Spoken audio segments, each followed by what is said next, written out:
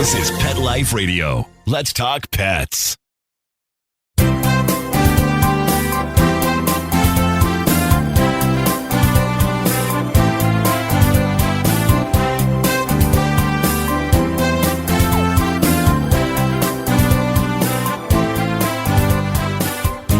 And welcome.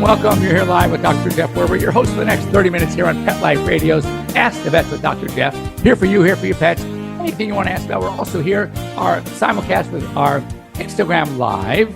So again, you're here, hopefully learn a little something, share some of your information with us, because anything you share with me gets shared with everybody. And then I guarantee you, whatever issue you may be having and you think, oh my God, I'm the only one, I'm so embarrassed to ask.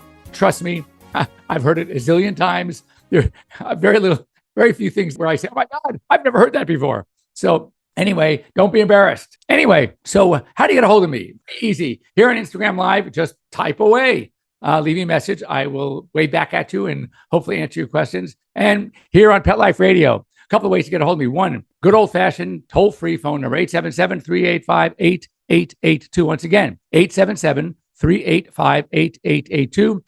You can always join us here live, which I prefer. And what you do is very simply, you just go to PetLifeRadio.com, click on shows, go to Ask the Vets with Dr. Jeff, and just click on that Zoom link left for you there, and it'll take me right in. And you can hopefully, if you have a pet that you can share, just bring the pet on as well. We can take a look. As I say, in telemedicine, anytime you're asking a question to a veterinarian, I got to tell you something. It is so much better to be able to actually see the pet. You can describe and try to explain something all you want. It'll take you 10 minutes to explain it. I can take one look at the pet and have a much better idea what's going on. So anyway, that's kind of what I recommend doing. So it's always good to have your pets with us. And I'm going to apologize in advance for any background noise because my middle one, my son and his wife, are away for the weekend, leaving us his two kids. Now, my youngest daughter's son, usually because they both work on Saturday nights, he stays here all the time. And so I have three boys under 4, and you can only imagine what's going on. So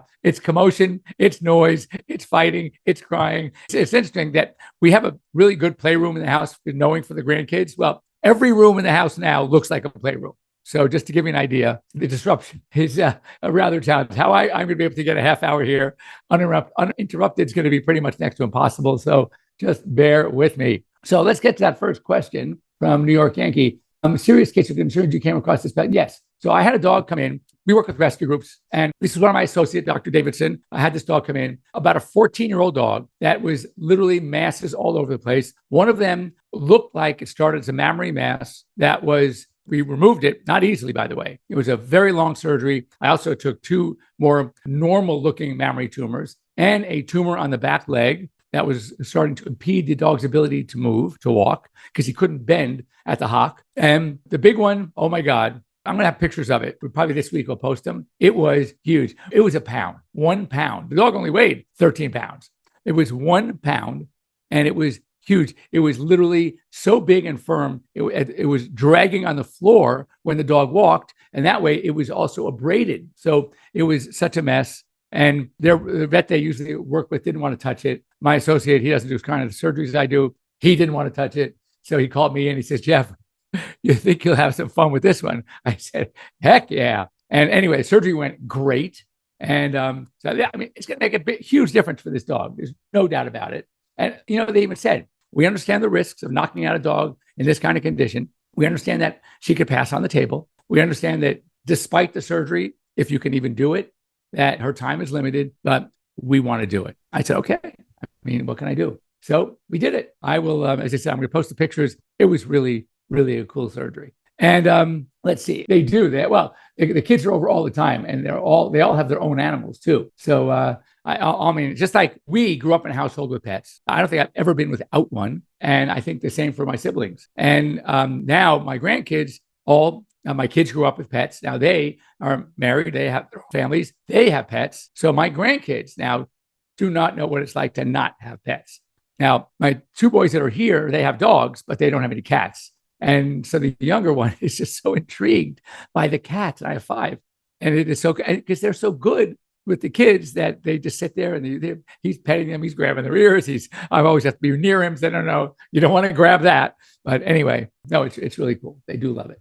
I mean, it's, well, feel badly for anybody who never had a pet. And it's amazing. Speaking of this week, I had a woman come in. She was house sitting a pet, and that's how she first really learned to appreciate pets. And now she has her own vet for the very first time. She's never, ever, her family never had pets. And I can't believe it. I mean, any of us that have pets know what it's like to have them. And also we know what it's like not to have them.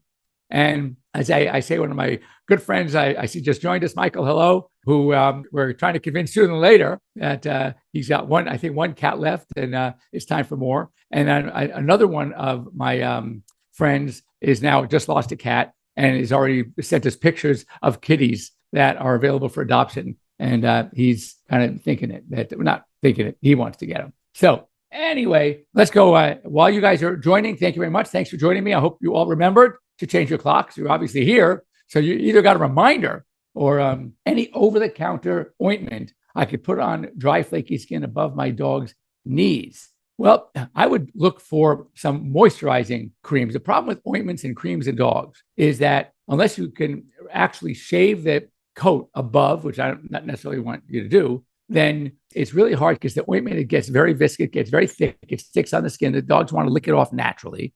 So what I would recommend is some sort of moisturizing spray. For example, I have a skin and coat emollient spray. If you can find it, it's under Jeff Werber Pets. It is the bomb. It really is. Not because I didn't make it. I just had it made for me. So I can't, take the credit for creating such an amazing spray, but it is really cool. And also add some like over-the-counter, you can do omega-3, omega-6 fatty acid supplements. You can get them at a pet store. You can get them online. There are a number of brands out there. You can get them either as, they look like gel caps, almost like vitamin E, vitamin A caps, or they look like they're like a pump that you can pump a couple of pumps right on the food. That might help the dry skin as well. Now, if it's patchy dry skin and we're talking about the front legs, around the elbow, that's an elbow callus, there's not a lot you can do about that because whenever they lie down and then they get up, they're kind of rubbing their elbows on a surface, and that just contributes to that thickness, a little dry, and usually they lose hair in that area. So if you wanted to use a moisturizing cream there,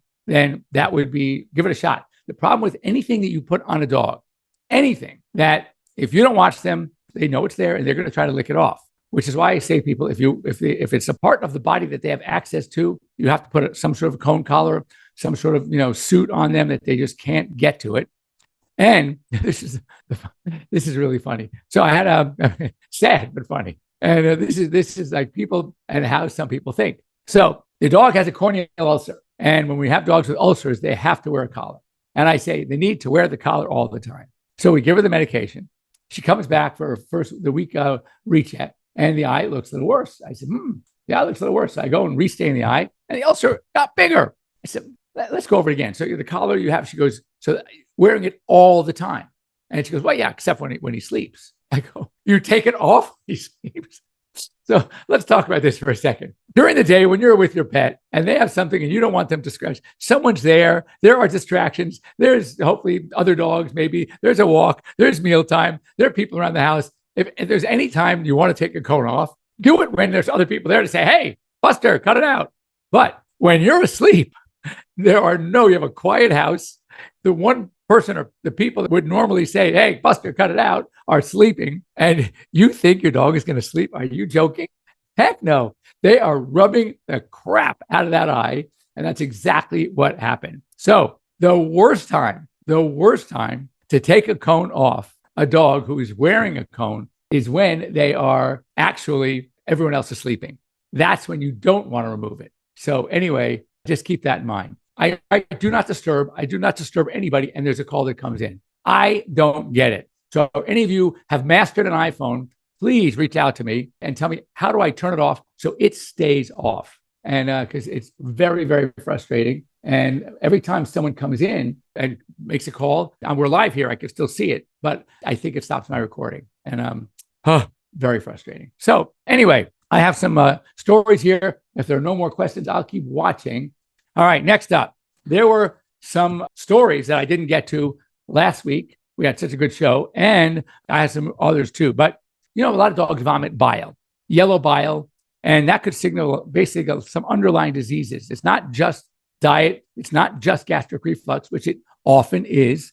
And I solve that by telling people to save about a third to a quarter of dinner and set it aside and feed it like at 10 o'clock, 10:30 at night, just before you go to bed. You want to have something in their stomach when they are going to bed, and that will help a lot from this gastric reflux. So keep that in mind. But also it could be signs of allergy, of some digestive tract disorders, parasites, even cancer, liver, kidney disease. There are so many things. So the first thing that a lot of people do when a dog vomits is they feel badly because they just vomited the food. So what should we do? Well, let's give them some food.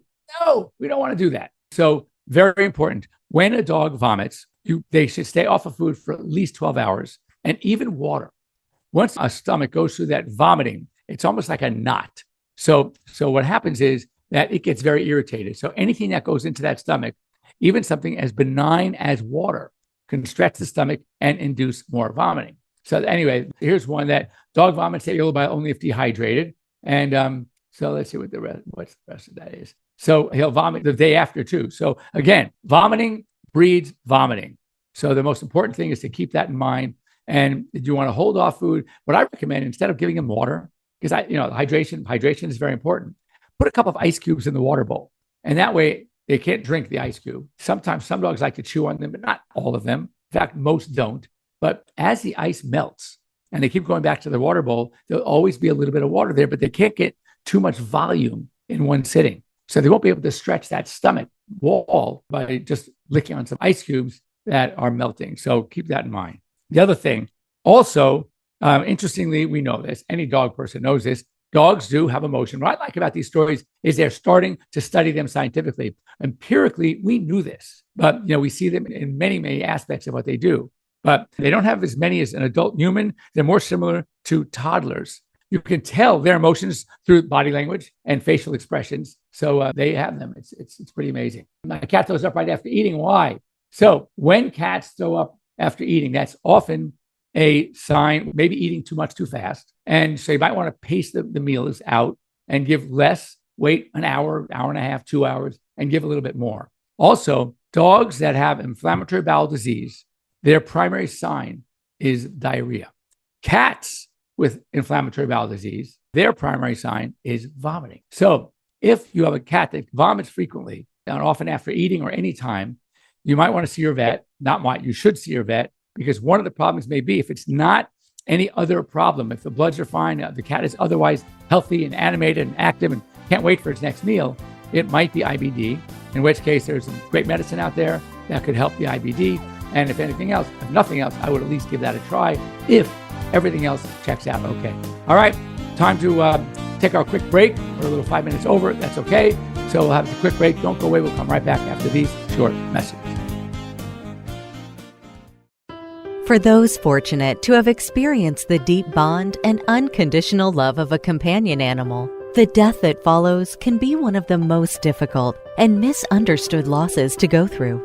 Many times, this devastating loss goes unrecognized and trivialized by family and friends, leaving grieving pet parents struggling to find healthy ways to cope with the loss.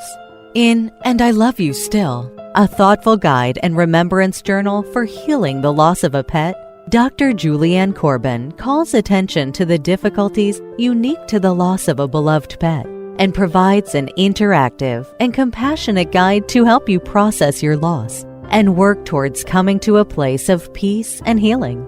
For those interested in journal therapy and looking for a professionally written and compassionate resource to help understand and reconcile the grief associated with the loss of your pet, this book is for you. And I Love You Still, a thoughtful guide and remembrance journal by Julianne Corbin, is now available for purchase on Amazon and other major book retailers. Let's talk pets. Let's talk pets On Pet Life Radio. Pet Life Radio. PetLifeRadio.com.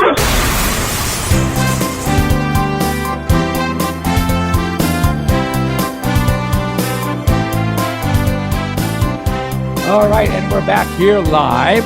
You're here with Dr. Jeff Werber here on Pet Life Radio's Ask the Vets with Dr. Jeff and my Instagram Live.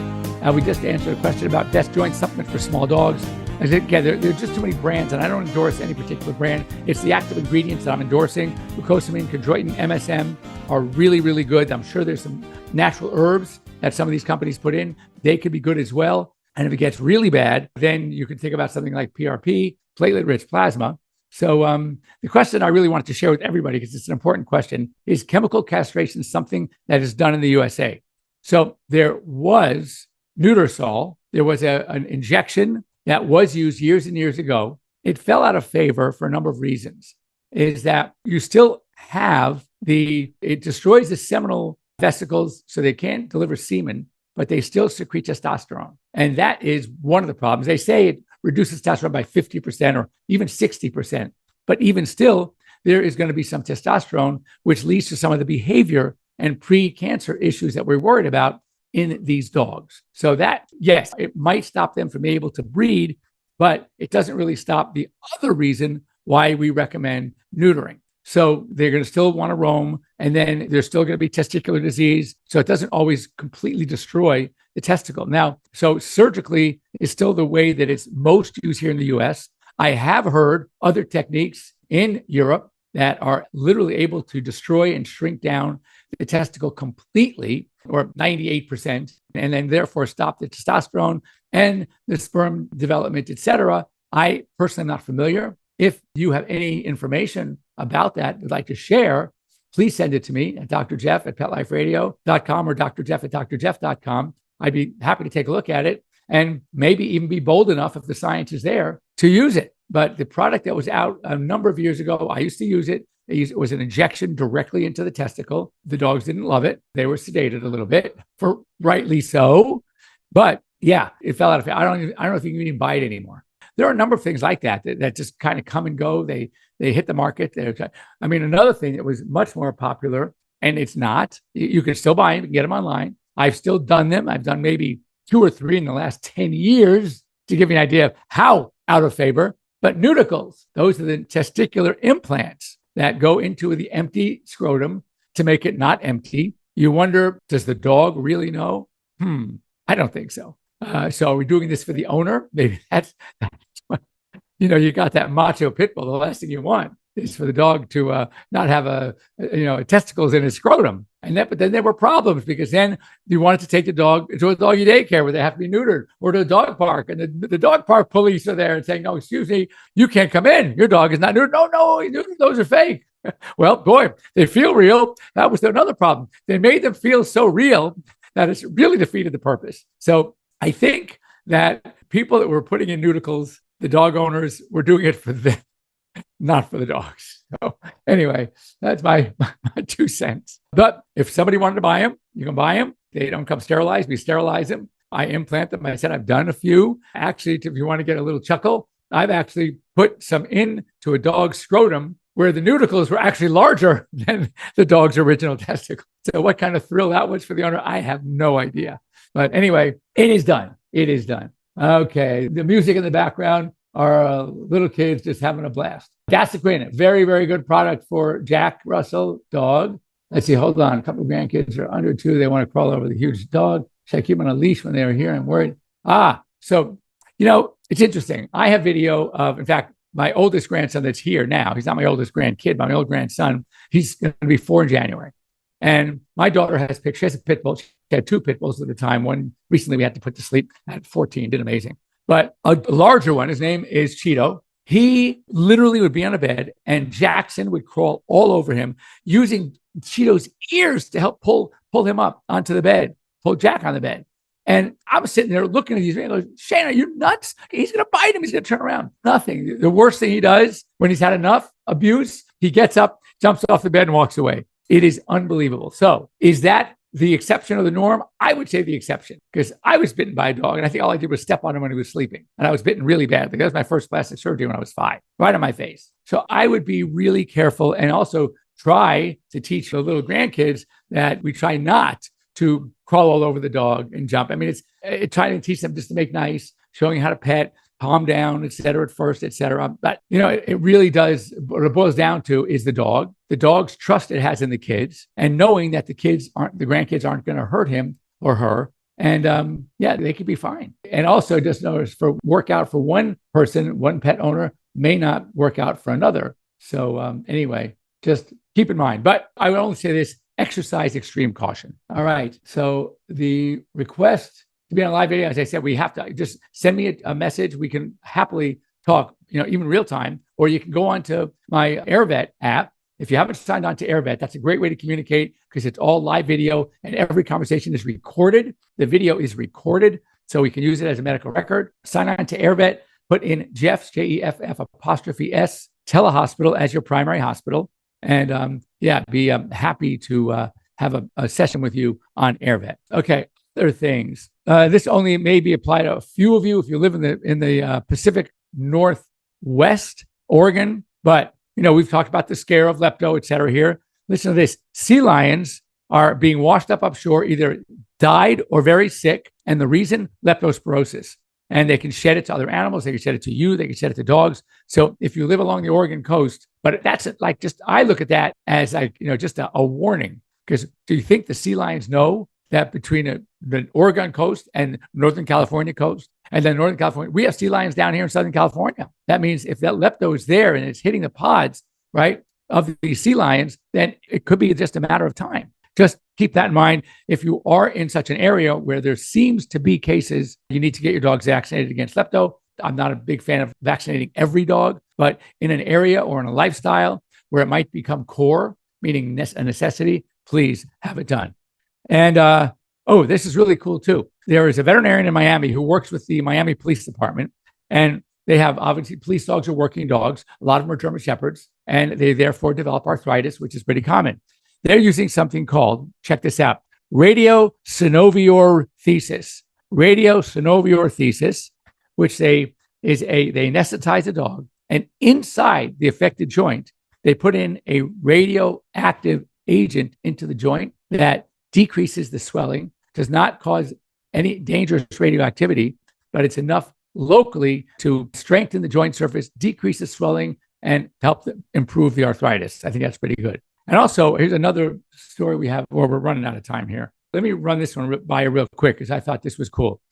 Dogs with PTSD, you think? Absolutely. About 5 to 10% of military dogs working in combat environments have developed a form of stress disorder, and desensitization and counter conditioning is necessary for these dogs. The symptoms are basically pacing, hypervigilance. They get overly cautious about anything around them, chronic anxiety, avoidance, when they want to avoid certain people and places.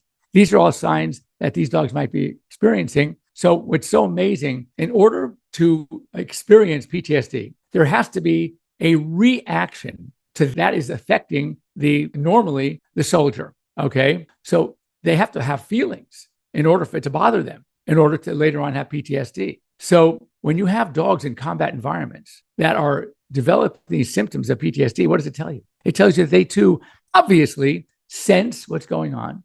They sense the trauma. They have feelings, and they are affected by these feelings and the sensations that they've experienced.